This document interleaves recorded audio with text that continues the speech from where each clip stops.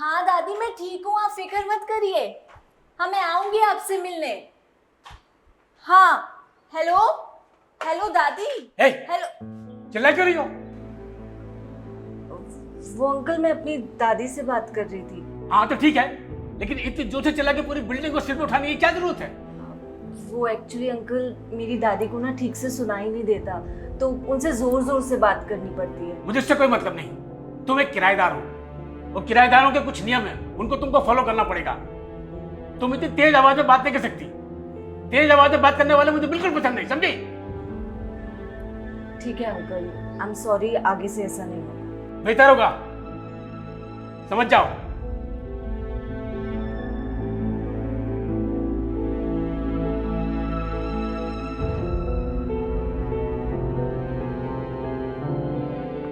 ए, सुनो, कल तुम लेट आई थी। कल रात को मैंने दरवाजा खोल दिया, तुमको कुछ नहीं कहा, लेकिन आगे से ऐसा नहीं चलेगा। तुमको मालूम होना चाहिए कि लड़कियों को 8 बजे के बाद बाहर अलाउड नहीं है। और तुम भूल गई कि तुम कल रात को 8:30 बजे आई थी। 8 बजे गेट बंद हो जाता है। अंकल मुझे पता है, पर कल ऑफिस में बहुत काम था। बॉस ने एंड मोमेंट पे काम दे दिया, इस चक्कर में मैं लेट हो गई। अरे तो बॉस को मना कर देती कि जल्दी जाना है। नहीं अंकल, एक्चुअली मेरी ये नई जॉब है, तो ऐसे डायरेक्टली मैं बॉस को मना नहीं कर सकती। बट आई अश्योर यू, आगे से ऐसा कभी नहीं होगा। I am really sorry. बेहतर यही होगा, आगे से ध्यान रखिए। और अगली बार अगर तुम लेट आई तो नेक्स्ट डे मेरा घर खाली कर देना और कहीं और चली जाना। मुझे तुम जैसे इंडस्ट्रियल लोग किराए पे नहीं चाहिए, समझे? जाओ।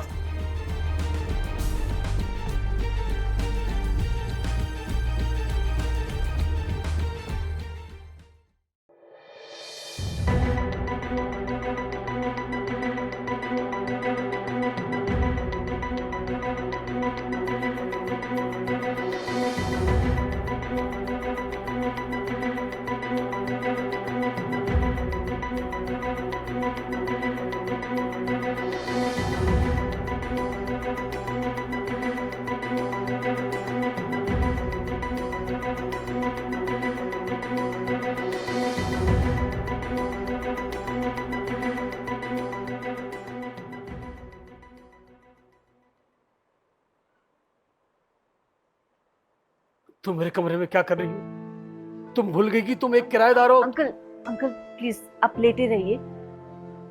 अंकल मुझे सब याद है, मैं एक्चुअली आपकी मदद ही कर रही थी। आपका बीपी लो हो गया था और आप बाहर सीढ़ियों में बेहोश हो गए थे अंकल। अभी थोड़ी देर पहले ही आपको डॉक्टर अटेंड करके गया है और उसने साफ साफ कहा है कि आपको किसी भी तरीके का स्ट्रेस नहीं लेना है। तो प्लीज आप शांत रहिए। तुम मुझे यहाँ तक उठा के लेकर, तुम मेरे लिए डॉक्टर लेकर आए। जी अंकल, डॉक्टर ने आपके लिए कुछ दवाइयाँ भी लिखी हैं, तो बस मैं वही लेने जा रही थी।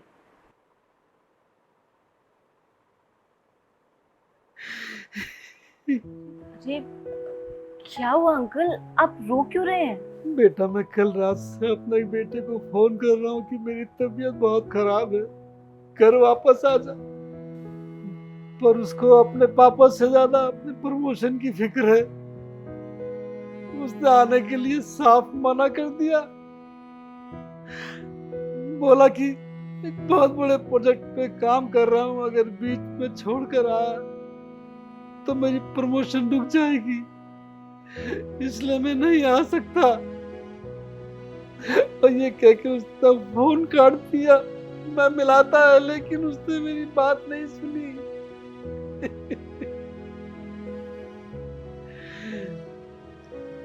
और एक तुम हो कि मैंने तुम्हारी सिचुएशंस को कभी नहीं ठीक से समझा। हमेशा तुम पर फाउंडेशन हिलाता रहा, तुम्हें डांटता रहा, चिल्लाता रहा। तुम सब कुछ भूलकर तुमने मेरी मदद करी।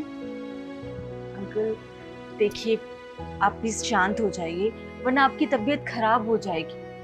और अंकल क्या हुआ कि अगर आपने मुझे गुस्से में कुछ कह दिया, डांट दिया, आप तो मेरे पिता समान है ना, तो प्लीज इसमें आपने कुछ गलत नहीं किया।